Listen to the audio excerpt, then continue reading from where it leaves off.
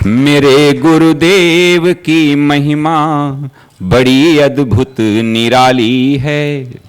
मेरे गुरुदेव की महिमा बड़ी अद्भुत निराली है भर जाती वो सब झोली जो जन्मों से ही खाली है भर जाती वो सब झोली जो जन्मों से ही खाली हैं।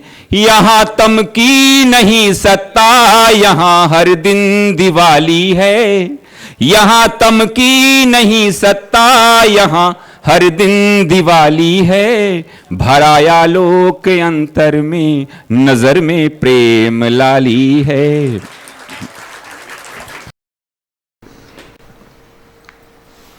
प्रलये तन्निवृत्तौ तु गुरुशास्त्रादि अभावतः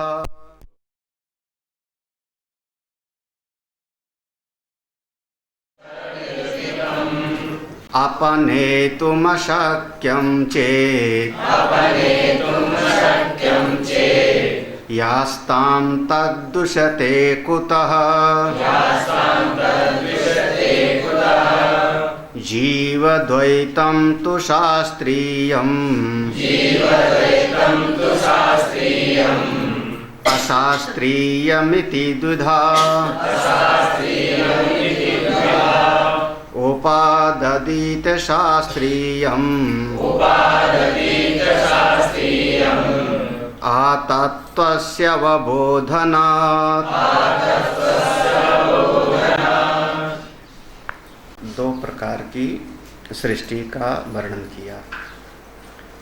जो साधक हैं, जिन्होंने सत्संग सुना, शास्त्र की शरण में हैं, संत के साथ बैठे, उन लोगों को ये बात समझ में आती है कि यह जो कुछ दिखाई पड़ रहा है इसमें दो सृष्टि है, एक ईश निर्मित और एक जीव निर्मित। एक ईश्वर सृष्टि और दूसरी जीव सृष्टि। जो ईश्वर सृष्टि है वो पंच भौतिक है, पांच महाभूत और उनसे बनी हुई सृष्टि को हम ईश्वर सृष्टि कह रहे हैं। और जो मन के भीतर हमारी कल्पनाएं हैं, मन के भीतर तमाम तरह का अवधारणा बन गई, उसको हम कहते हैं जीव सृष्टि। और जीव सृष्टि जो मन के भीतर बैठी, यही जीव के बंधन का हेतु है। समस्या क्या हुई? मन ने ही कल्पित किया और मन ही बंध गया। मन ने ही अपना विचार रूपी कर्म किया, चिंतन रूपी कर्म किया और उसमें स्वयं मन ही बंध गया। इसका पूरा दृष्टांत वही आता है, रेशम का कीड़ा जैसा है। स्वयं उसने कर्म किया, रेशम का कीट अपने भीतर से लार निकाला और चारों तरफ लपेट लपेट करके उसी के बीच में वो स्वयं बंध गया। उसी प्रकार से ये मन, जब हम कहते हैं मानसिक सृष्टि, मन के द्वारा सब कुछ चलता है, तो समझना चाहिए कि मन के द्वारा हमारा पेड़ नहीं चल रहा है, मन के द्वारा ईंट और पत्थर नहीं चल रहा है। जब सबका मूल मन है, इसका मतलब है हमारे अपने संसार का, हमारी अपनी कल्पनाओं का आधार हमारा मन है। एक जीव सृष्टि बहुत बढ़िया एक फर्क करके इसमें समझा दिया है। देखा, सूरज देवता की रोशनी सीधे आई, एक कांच का टुकड़ा आया, उस कांच के टुकड़े पर सूरज देवता का प्रतिबिंब पड़ा। याद है क्या हुआ? ये कांच का टुकड़ा उपहित सूरज है ना। अब उस कांच में से भी रिफ्लेक्शन की सामर्थ्य आ गई और हमारे चेहरे पर पड़ रही, ये समझना। वैसे चेतन का प्रतिबिंब पड़ा कहाँ पर? अंतःकरण में। और फिर अंतःकरण भी हमारा विचार करने लगता है, काम करने लगता है। तो हम कहते नहीं नहीं मैं तो जिंदा हूँ। अरे क्या जिंदा हो? उसकी छाया से जैसे हम कहते हैं चांद प्रकाशित हो रहा है, चांद ने आज हमारे पूरे रात्रि को प्रकाशित कर दिया। जो पढ़ा लिखा है वो क्या कहेगा? चांद के पास अपना कोई प्रकाश नहीं, वो केवल प्रतिबिंबित कर रहा है, रिफ्लेक्ट कर रहा है। है ना। उसी प्रकार से ये जो भीतर से आपका एक हाथ चल रहा है, वाणी बोल रही, कान सुन रहा है, ये सब का सब को प्रतिबिंबित चेतन के द्वारा हो रहा है।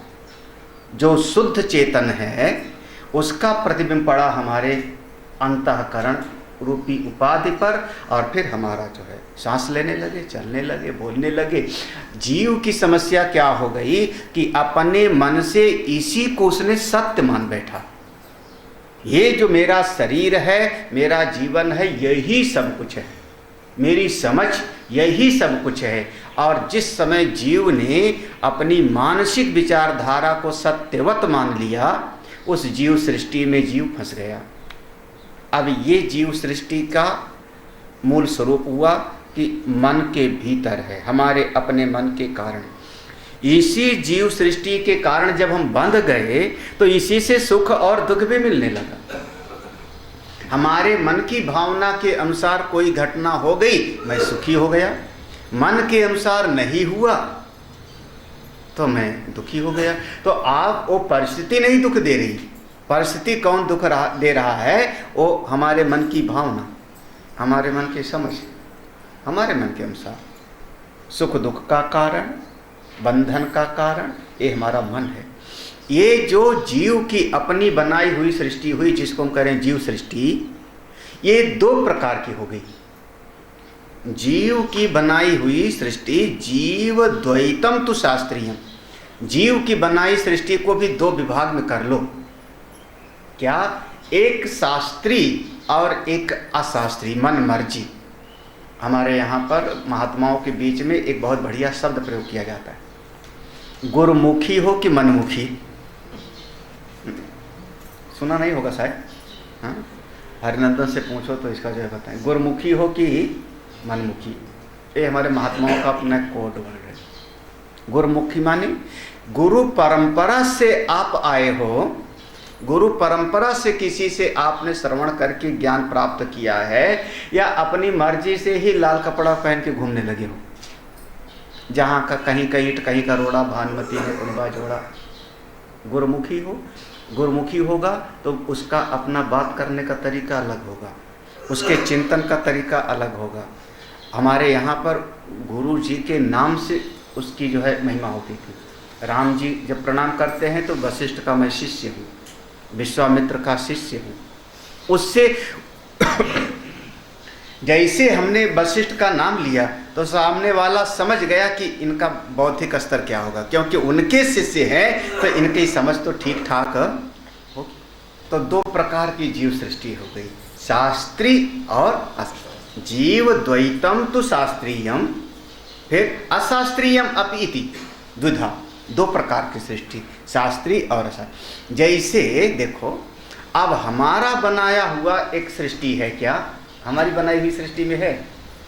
सवेरे सवेरे हमने घर के सामने थोड़ा सा जो है चावल ओवल लेकर के हमने कुछ बनाया, हमने बनाया चावल लेकर के, हमने अपने मन से उसमें रख दिया, ये सोम देवता का है, ये चंद्रमा, ये मंगल का है, ये बुध का है, ये गुरु का है, 9 ग्रह है। और हम कहते हैं अब चलो पूजा करो इसमें। किसने बनाया? अब वहाँ पर वो हमने आटे से एक 9 खाने बनाए। हाँ, उस 9 खाने में हमने कहा क्या कि इसमें कौन विराजमान हो गए? अब देवता, ये देवता विराजमान हो गए, चलो पूजा करो। घर के जितने बच्चे हैं सब बैठ करके मत्था टेक रहे हैं। ये वहाँ देवता किसने बनाया? मेरे मन ने बनाया। इसको हम कहते हैं शास्त्रीय द्वैत। ये है शास्त्रीय द्वैत। हाँ, एक अशास्त्रीय है जो कहीं किसी जगह पे लिखा नहीं है, कहीं किसी जगह पे लिखा नहीं। बारात आई है ना, बारात आई और उसके बाद वो शास्त्रीय है कि द्वार पर पूजा हो रही है, विवाह हो रहा है। और एक अशास्त्रीय है कि घर के भीतर दूल्हा दुल्हन को ले गए और दूल्हे का मजाक उड़ाते हैं, वहाँ यहाँ पर तुम्हारे कुल देवता हैं, प्रणाम करो। हाँ, और घर की जो 2-4 लड़कियां हैं वहाँ जूता रख के उसके ऊपर कपड़ा रखती हैं। अगर तुमने वो दूल्हा बेचारा सीधा साधा हुआ और मत्था टेक लिया तो महाराज सारी जो है कपड़ा हटा के उसकी खिल्ली उड़ाती है। ये उनका मजाक है। एक कौन से शास्त्र में लिखा है ये तरीका? कौन से शास्त्र में लिखा है? ये है अशास्त्री, है ना।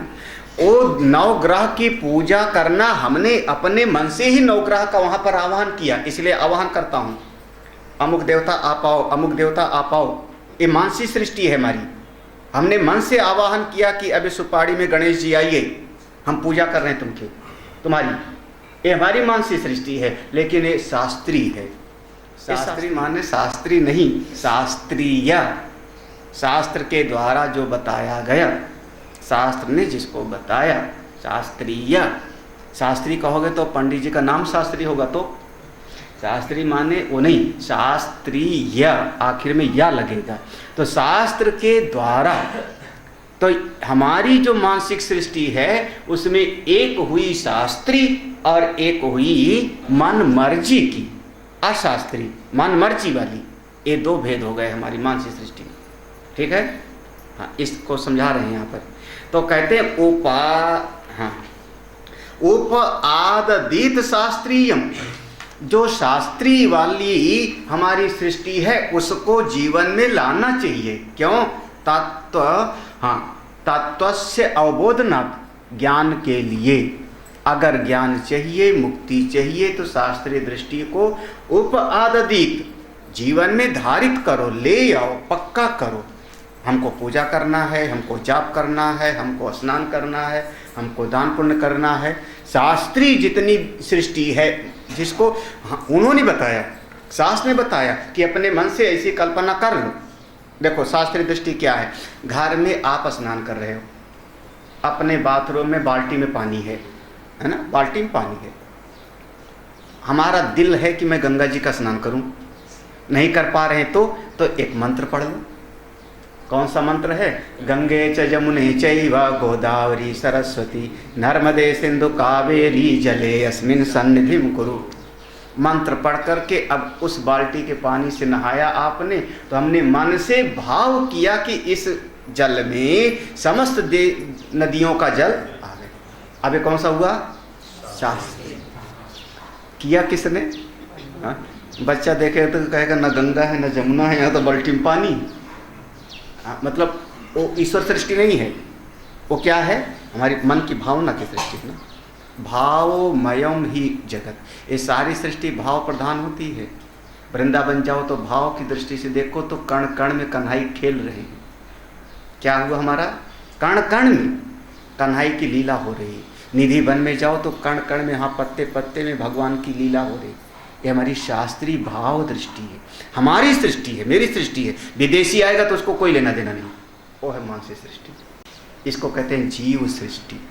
ऐसे संसार में बहुत सारी चीज़ों को हमने उल्टा समझ रखा है, सुन सुना करके। श्रुति विप्रतिपन्ना ते यदा स्थास्य निश्चला समाधव चला बुद्धि। जो सुन सुन करके हमारी चित्त भ्रमित हो गई, वो मानसिक सृष्टि के भीतर। हाँ, तो दो तरह का हमारा जो है मानसिक सृष्टि, हमारी जो जीव सृष्टि है, दो प्रकार की हुई, एक शास्त्री और एक अशास्त्री। एक मन मर्जी से जो समझ लिया, और दूसरा शास्त्र ने जो हमको हमारे साथ में जोड़ा। किस लिए? तत्वस्य अवबोधनात्, सत्य के ज्ञान के लिए, साधना करने के लिए, भजन करने के लिए, उसके लिए हमको आगे बढ़ाया। जब हमने एक मूर्ति बनाई और मूर्ति की पूजा करते हैं तो हमने कहा है राम जी हैं मेरे, ये हमारे लड्डू गोपाल हैं। ये शास्त्रीय दृष्टि है, लेकिन मेरे मन की है, ये मानसिक सृष्टि है, जीव की बनाई सृष्टि है, लेकिन कौन सा है? शास्त्रीय। अब हम पूजा करते हैं उनकी, हम पूजा करते हैं। ईश्वर सृष्टि में तो पत्थर है, ईश्वर सृष्टि में तो स्फटिक है, ईश्वर सृष्टि में तो मिट्टी है। हमारी मानसिक सृष्टि है कि हमने पार्थिव शिवलिंग को बनाया और हम इनको बेलपत्र चढ़ाने जा रहे हैं, है ना। ध्यान से समझना इसको। यह है शास्त्री। सवेरे उठ करके एक लोटा जल तुलसी माता में चढ़ाओ, क्या हुआ है? हाँ, लेकिन है कहाँ पर? तुलसी देवता को जल चढ़ाने से पुण्य मिलेगा जीव सृष्टि में। हाँ, हमारे ईश्वर की सृष्टि में एक बिरवा है। मैंने पहले भी कहा था 5 महाभूत से जो बना है वो ईश्वर सृष्टि। जिसको आंख देखे और जिसको हाथ पकड़ लेवी, तो ईश्वर सृष्टि में एक वृक्ष है तुलसी का, लेकिन ये पवित्र है। इसको दीपक जलाएंगे तो हमको पुण्य मिलेगा। ये सब हमारा है मानसी सृष्टि में, शास्त्रीय है, हमारे कल्याण के लिए। शास्त्र ने, संत ने जो हमको पकड़ाया मेरे अपने कल्याण के लिए। संत का, उसमें शास्त्र का कोई अपना प्रयोजन नहीं है, वो जीव का भला चाहते हैं, इसलिए हमको ऐसी बात बताई। तो शास्त्री वाले को करते रहना चाहिए। और जो अशास्त्री है, उपादादित शास्त्रीयम, जो अशास्त्री है, अशास्त्री से बचना चाहिए। अशास्त्री वाले से कोशिश करो बचो, क्योंकि अगर ज्ञान चाहते हो और मन मर्जी वाला अशास्त्री, जिसका कहीं शास्त्र में लिखा पढ़ा नहीं, मन जी से कुछ भी मान लो, उससे बच सको तो बचो। अब ये 2 बातों को आगे करीब 10-12 श्लोकों में इसका व्याख्या करते हैं। शास्त्री मानसी सृष्टि और अशास्त्री मानसी सृष्टि, इसी की व्याख्या आगे होती है। थोड़ा ध्यान से समझना। मानसी सृष्टि के 2 भेद, हमारे मन की धारणा की 2 भेद, शास्त्र सम्मत और अपनी मन मर्जी वाला। मन मर्जी वाले में बहुत सारे हैं जिनसे बचना है, शास्त्र वाले को और ज़्यादा जीवन में लाना है। आत्म ब्रह्म विचाराख्यम शास्त्रीयम मानसम जगत बुद्धे तत्वे तच्चहेयम् इति श्रोत्यानुशासनम। देखो, आत्म ब्रह्म विचार आख्यम शास्त्रीयम, अपनी आत्मा, मेरी अपनी आत्मा ही ब्रह्म है, इसका विचार करो, इसका विचार करते रहना चाहिए। किसका? मेरा अपना आत्मा, जो मैं सत्य हूँ, आनंद स्वरूप हूँ, वही ब्रह्म है। ये शास्त्र सम्मत है। जब आप विचार करते हो तो आंख से आपकी आत्मा नहीं दिखाई पड़ रही ना। चलो आत्मा को हाथ से पकड़ें, ये तो है नहीं। आत्मा कैसी है आज हमको समझ में नहीं आ रहा है। हमको शास्त्र के माध्यम से उसका चिंतन करते रहना है। शास्त्र ने जैसे बताया, कैसे बताया शास्त्र ने? अन्वय और व्यतिरेक का रास्ता, याद है ना? अन्वय और व्यतिरेक का रास्ता। जिस समय आप व्यतिरेक कर रहे हो कि स्थूल शरीर मैं नहीं हूँ, अन्नमय कोष नहीं हूँ, प्राणमय कोष नहीं हूँ, मनोमय कोष नहीं हूँ, क्योंकि ये सब आता और चला जाता है। ये सब क्या हुआ? बोले शास्त्री है, लेकिन ये हमारे मन के भीतर विचार हो रहा है। प्राणमय कोष दिखाई नहीं पड़ रहा है बाहर, मनोमय कोष को पकड़ नहीं पा रहे हो आप। ये शास्त्री विचार है। और नित नित करते हुए जब अपनी आत्मा का विचार करते हो, चिंतन करते हो, और तो ऐसे शास्त्रीय विचार को करते रहना चाहिए, करते रहना चाहिए।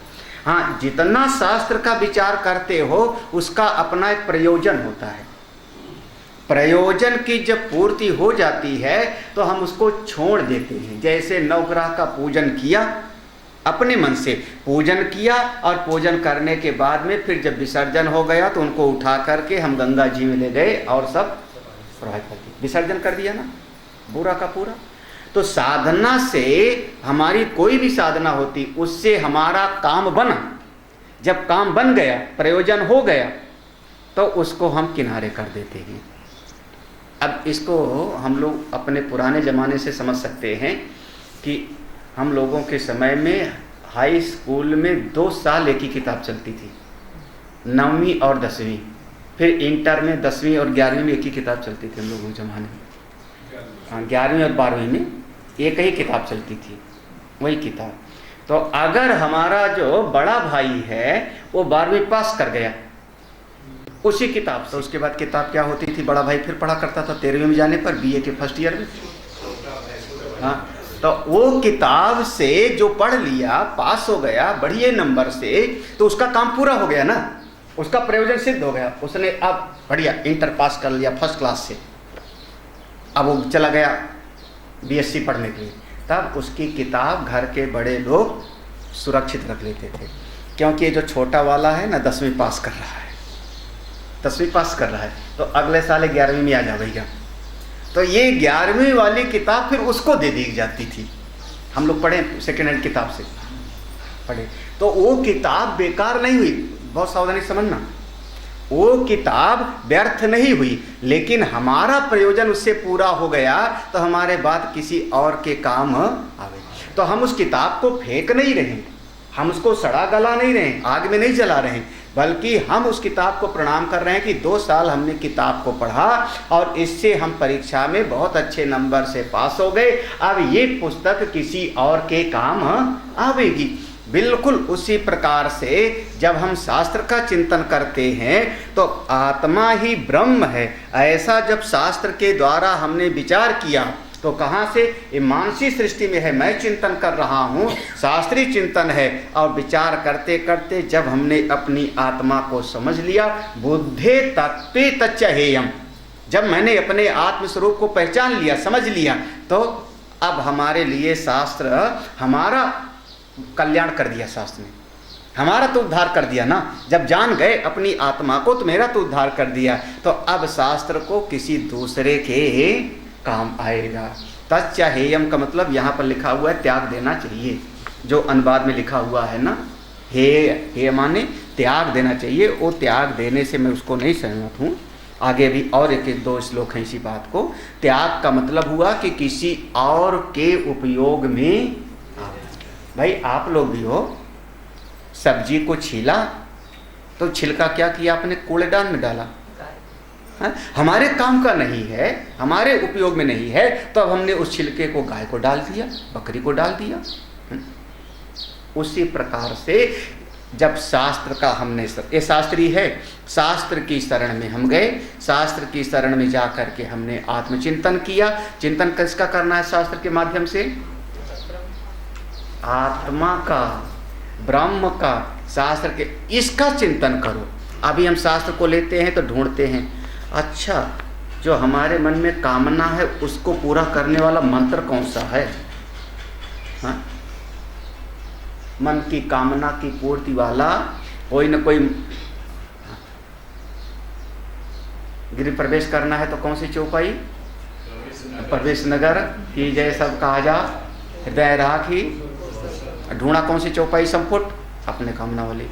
फिर उसके बाद मान लो मन का कोई इच्छा है मन में, तो मोर मनोरथ जानऊ नीके बसऊ सदा उरपुर सबही के।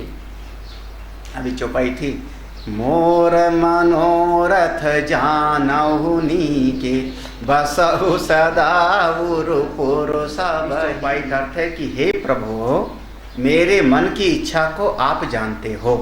मोर मनोरथ, हाँ मनोरथ हम उसको कहते हैं, जैसे रथ पर बैठ के आप कहीं जाते हो तो ऐसे जिस कामना पर बैठ के मन जाता है, जिस इच्छा की पूर्ति के लिए मन जाता है, तो उस इच्छा को हम कहते हैं मनोरथ।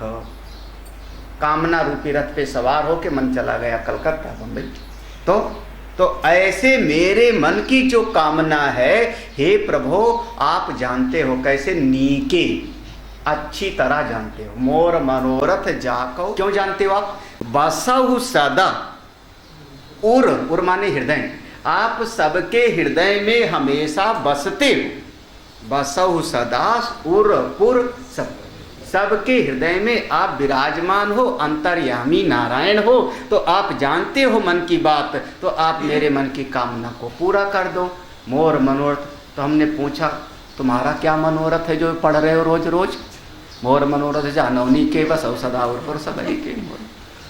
महाराज दूसरे दिन चौपाई बदल गई सब है ना, बदल गया। रामायण में देखते क्या है, अपने मतलब का मंत्र, अपने मतलब वाला, उसमें जो ज्ञान की बात है, जो सत्य बात है, उस पर तो हमारा ध्यान ही नहीं जाता। यही जग जामिनी जा कहीं जोगी, परमार्थी प्रपंच योगी। ये भी तो है, भूल गए उसको। तो हम शास्त्र में अपने कामना की पूर्ति वाला देखते हैं। यहाँ पर बिल्कुल साफ है, आत्म ब्रह्म विचाराख्यम शास्त्रीयम, अपने आत्मा और ब्रह्म का चिंतन करना यही शास्त्रीय है, यही जीव की सृष्टि शास्त्रीय है। इसका विचार करो, और विचार करते करते अगर तुमने साधना करते करते जान लिया, बुद्धे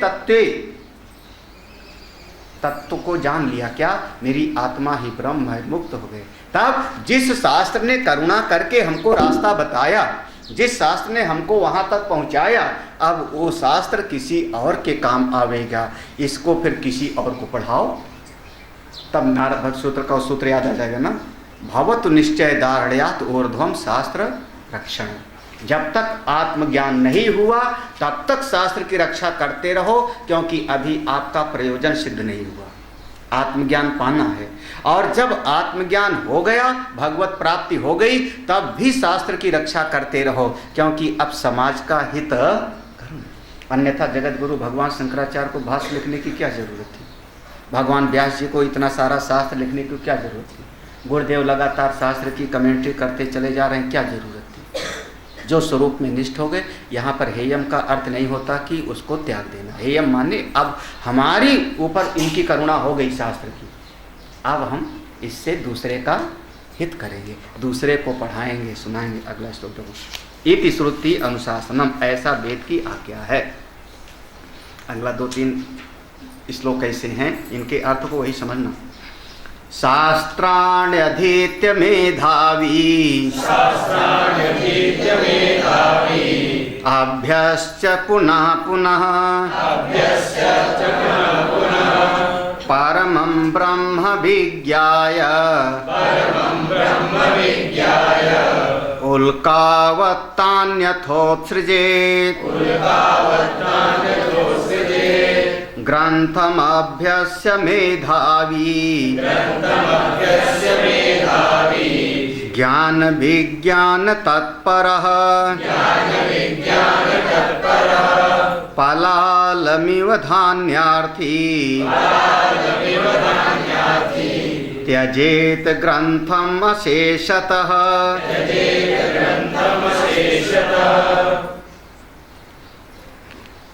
शास्त्र जो होता है ना, ये स्वाध्याय के लिए होता है। शास्त्र जैसे दर्पण होता है, तो दर्पण हमको अपना चेहरा देखने के लिए होता है, केवल दर्पण सजाने के लिए नहीं होता। कि दर्पण सजाने के लिए होता है, अपना चेहरा देखने के लिए होता है ना। तो ऐसे शास्त्र केवल सजाने के लिए नहीं होता। कई लोग जो है अब गीता खरीद लाए, लाल कपड़े में लपेटा, ठाकुर जी के सामने रखा, रोज सवेरे, गुरुदेव इसको मजाक कहते थे, गीता तुम्हारे घर में होगी, उसको पोथी को लपेट के रखा होगा, उसको धूप बत्ती दिखाते होगे, फूल चढ़ाते होगे, मत्था टेकते हो, बहुत बढ़िया, सोफा सो गुड। लेकिन 7 दिन के लिए उसको कपड़े से अलग हटा करके गीता सत्संग में लेके आना, तो थोड़ा पढ़ना भी साथ में कि देखो क्या लिखा हुआ है। नहीं पढ़ोगे तो कैसे पता लगेगा, कैसे समझ में आएगा? तो शास्त्र केवल सजाने के लिए नहीं होता। तो अब रखी हुई, तो शास्त्र को हमको किसी गुरु जी के पास जाकर के पढ़ना भी पड़ेगा, तब तो समझ में आएगा। तो ये जो गीता है, रामायण है, या ऐसे उपनिषद हैं, इनको पढ़ो। शास्त्राणि अधीत मेधावी, ये अमृत बिंदु उपनिषद का प्रारंभ होता है। अमृत बिंदु उपनिषद का हमने पढ़ाया होगा कभी, ये श्लोक है, पहला श्लोक है। ये दोनों जो है ये अमृत बिंदु उपनिषद का मंत्र है। तो शास्त्र केवल दर्शन के लिए नहीं है, केवल रखने के लिए नहीं है, बल्कि उसको आप पढ़ो, उसका ज्ञान प्राप्त करो, और फिर जो ज्ञान प्राप्त किए उसका अभ्यस्य पुनः पुनः, बार बार स्वाध्याय करो। शास्त्र कभी एक बार में पूरा नहीं होता, पढ़ते रहो, स्वाध्याय करते रहो, अभ्यस्य पुनः पुनः। परमं ब्रह्म विज्ञाय, कब तक पढ़ते रहो शास्त्र को, स्वाध्याय कब तक करते रहो, क्योंकि शास्त्र दर्पण है,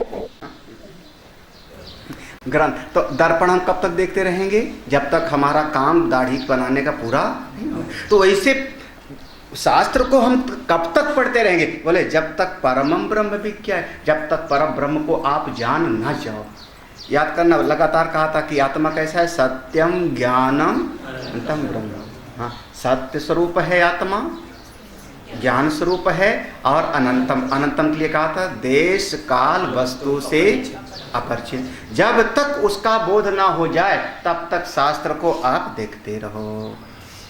ऐसे महाराज हमारा शास्त्र भी है, इसको थोड़ा अलटते पलटते रहो, पढ़ते रहो बीच बीच में। हाँ, ये नहीं कि बस इसको लपेट के सिर के नीचे तकिया बना के रख लो, अलमारी में ससो। शास्त्राणि अधीत्य, शास्त्रों का अध्ययन करो। अभ्यासम च पुनः पुनः, बार बार अभ्यास करो। एक बार पढ़ने पे पूरा समझ में नहीं आएगा, फिर से पढ़ो, दोबारा पढ़ो, तिबारा पढ़ो, पढ़ते रहो। कब तक पढ़ते रहो? जब तक परब्रह्म को जान न जाओ। वो अपने सत्यम ज्ञान अनंतम।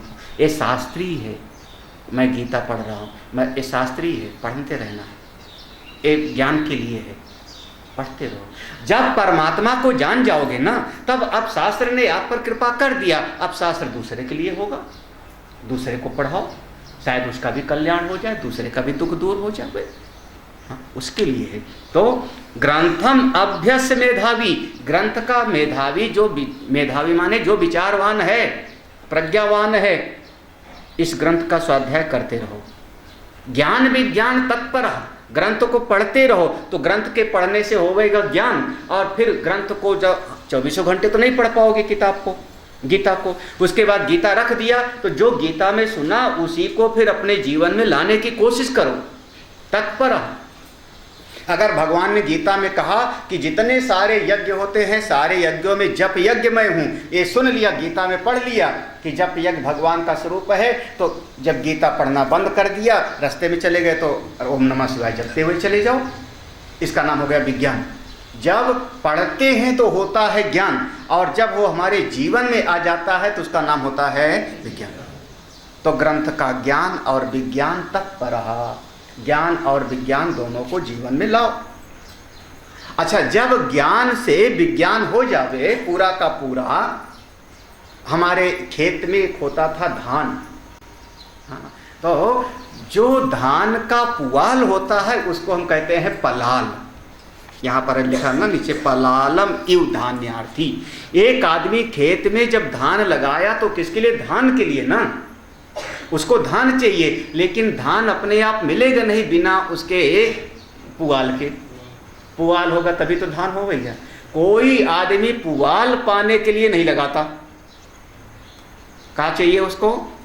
धान चाहिए, चावल चाहिए, लेकिन पुआल को लेना।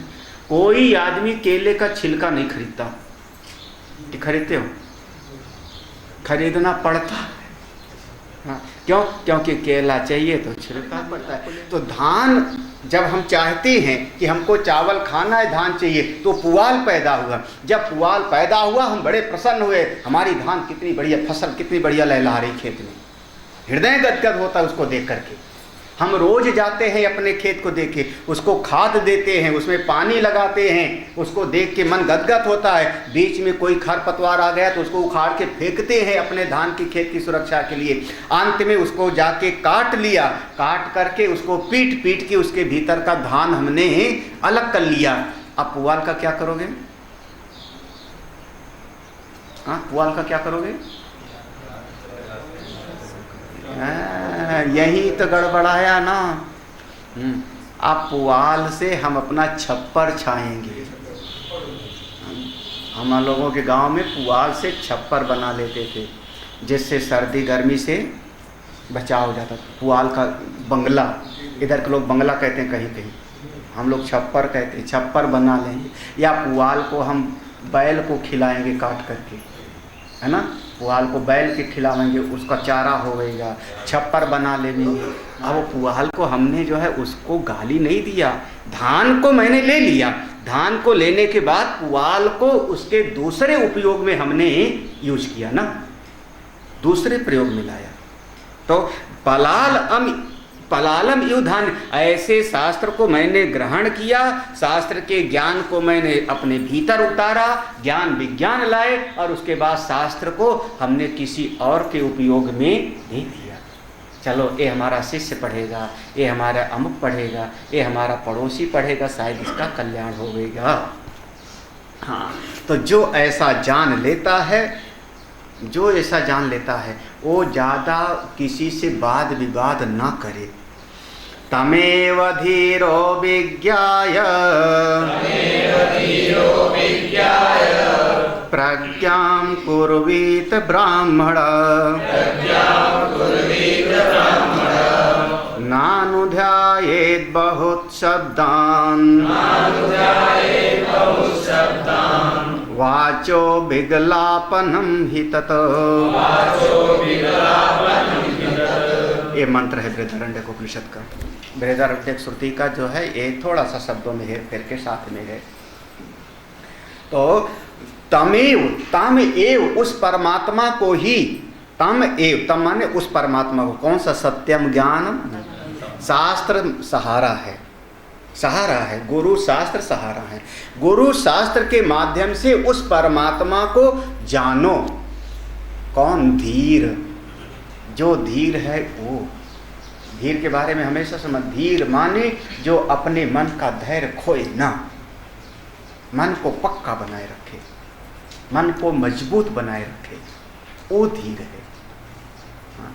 ये नहीं कि अपने मन की बात में सबको सुनाता रहे। वो कहते हैं ना, जिसके पेट में पानी नहीं पचता वो फिर आत्मा को नहीं जान सकता। जरा सा कोई बात आई तो सुन सुन सुन सुन सुन। वाचो विगलापनम, वाचो विगलापनम, बहुत ज़्यादा शब्द का प्रयोग नहीं करना चाहिए। कम से कम बोलो। वाचो विगलाप, ज़्यादा मत बातें करो, अनावश्यक बातें मत करो, ऐसी बातें मत करो जिससे हमारे चित्त को विक्षेप होवे, हमारी साधना में बाधा होवे। ऐसी बातें मत करो। वही धीर है। धीर माने जिसको अपने मन पर काबू है, जिसको अपनी इंद्रियों पर विजय है, वही धीर है। तमेव धीरम विज्ञाय प्रज्ञाम कुर्वीत ब्राह्मणा। ऐसा कोई ब्राह्मण हो, ऐसा कोई विद्वान हो जो अपनी प्रज्ञा को बढ़िया बनावे। प्रज्ञा, प्रज्ञा माने बुद्धि का हो। हाँ, यही सत्य है, अपना आत्मा ही सत्य है, शास्त्र है, उस पर पूर्ण हमारा विश्वास है। ना अनुध्यायेत बहून शब्दान, देखो, ना अनुध्यायेत बहून शब्दान, संसार के बहुत सारे शब्दों का ध्यान मत करो। दुनिया भर के शब्दों का चर्चा करो, इसका ऐसा उसका ऐसा। ना अनुध्यायेत बहून शब्दान, संसार के शब्दों का बहुत ज़्यादा चिंतन न करो। हाँ, जो भक्त होता है उसको एकांत अच्छा लगने लगता है। नारद जी का सूत्र याद आया, भक्ताः एकांतिनो मुख्या। भगवान शंकराचार्य जी ने कहा एकांते सुखमास्यतम। ज्ञान के मार्ग में भी, भक्ति के मार्ग में, दोनों मार्ग में कहा। अगर सुनने है तो हमको शास्त्र की बात कानों में आवे, ज्ञान की बात कानों में आवे। ये बात जो है कि संसार की बातों में रस और शास्त्र की बातों में विरस हो गए, फिर ये साधक के लक्षण नहीं, ये संसारी हैं। जैसे दुनिया वाले जी रहे फिर वैसे आप भी हो गए। तो आप में और संसारियों में कोई फर्क नहीं। कम से कम आप सत्संगी हो तो ये तो थोड़ा सा तो जो है। अच्छा, तो ना अनुध्याय बहुन शब्दान वाचो विगलापनम ही तक। तमाम ये वाणी का जो अपलाप है, बक बक बक बोलते रहना, इससे आपकी साधना नहीं बढ़ेगी आगे। बचो इससे, बचो इससे, धीर बोलो, समझदार। श्रुति है, तमेवैकं विजानीथ ह्यन्या वाचो विमुञ्चथ यच्छेद वांग मनसि प्राज्ञा इत्याद्या श्रुतया स्फुटाः ताम एव एकम विजानीत। ताम एव एकम, उस एक अपनी आत्मा को ही जानो। आज्ञा है, विजानीत आज्ञार्थक है लोग। उस अपनी एक आत्मा को ही जानो, आज्ञा है, यहाँ छूट नहीं है। यही आपका हित करेगा, यही आपका कल्याण करेगा। ताम एव एकम विजानीत, उस अपने एक आत्मा को ही जानो। अन्य वाचा विमुञ्चथ, संसार की अन्य बातों को छोड़ दो। दुनिया भर की चर्चा मत करो। कौन बुरा है, कौन अच्छा, जो अच्छा है अपने लिए है, जो बुरा है अपने लिए है। जिसके बाल बच्चे जो है सेवा करते हैं उसकी सेवा करते हैं, तुम काहे के लिए से उसके चक्कर में पड़ रहे हो? जिसके बाल बच्चे सताते हैं उसका अपना कर्म का भोग है, तुम क्यों उसके चक्कर में पड़ रहे हो? हाँ? अन्य वाचा मत पढ़ो, मत पढ़ो। हमारे महाराज श्री कहते थे ना उड़िया बाबा, मत पढ़ो रे मन शास्त्र जंगले, दुनिया भर की चर्चा में मत रस लो, मत चर्चा लो। हाँ, अपनी वाणी पर संयम हो, मन पर संयम हो। एक ऊपर की लाइन मुंडक उपनिषद का है, अन्यवाचा विमुंचते, मुंडक उपनिषद का है। नीचे वाला कठोपनिषद का है, यच्छेन वांग मनसी, जो प्राज्ञ है, प्रज्ञावान है, वो अपनी वाणी को मन में विलय कर देता है। शांति मत पढ़ते हो ना? ओम वांग में मनसी प्रतिष्ठिता, मन वांग में, वाणी हमारी कहाँ प्रतिष्ठित हो? मन में। यही तो है ना? ये नहीं कि वाणी को मन में ले आओ, बिना मतलब के बोलो मत। हाँ, बिना मतलब के कोई बोलने की ज़रूरत नहीं है। हाँ, और इस बात पर कई बार ऐसी चर्चा होती है कि जो वेदांत के सत्संगी हैं वो बहुत सेल्फिश हो जाते हैं। वो साधना की दृष्टि से है, हम समाज सेवक की दृष्टि से एक अलग चर्चा है। समाज सेवा की दृष्टि में हम वो अच्छा है, लेकिन साधना में तो जो है जितना हम अंतर्मुखी होते जाते हैं उतने आगे बढ़ते जाओ। अंतर्मुखता तो यहाँ जो सद्गुण है, यहाँ कोई कमी नहीं है। इसलिए अन्यवाचा, जिसके पास जाओगे क्या चर्चा करोगे? या तो राजनीति की चर्चा करोगे, या अखबार में आज क्या छपा उसकी चर्चा करोगे, या तो किसी अड़ोसी पड़ोसी की बुराई निंदा करोगे। और बात है क्या? गीता की बात करोगे तो सामने वाला सो जाएगा, कहेगा जब देखो तब प्रवचने करते रहते हैं, है ना? रामायण जहाँ जाओ रामायण की चर्चा करो तो महाराज बस बहुत हो गया, अभी 1.5 घंटा गुरु जी का झेल के आए, तुम भी शुरू हो गए रसोई में।